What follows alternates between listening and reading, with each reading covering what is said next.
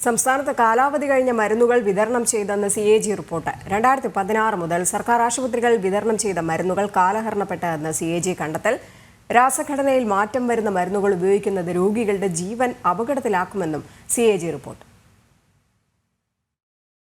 ജനം TV വാർത്ത ശരിവയ്ക്കുന്നതാണ് CAGയുടെ കണ്ടെത്തലുകൾ. 2016-17 മുതൽ 2021-22 വരെയുള്ള കണക്കുകൾ പ്രകാരം ആശുപത്രികളിൽ വിതരണം ചെയ്തത് കാലഹരണപ്പെട്ട മരുന്നുകളാണെന്നാണ് CAGയുടെ കണ്ടെത്തൽ.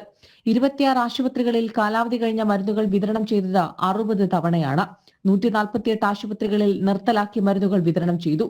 മരുന്നുകൾ വ്യാപകമായി വിതരണം ചെയ്തതിനു ശേഷം മരുന്ന് കഴിച്ചവർക്ക് ആരോഗ്യ പ്രശ്നങ്ങൾ ഉണ്ടായി പരാതികൾ ഉയരുമ്പോഴാണ് ഗുണനിലവാരം പരിശോധിക്കുന്നത്.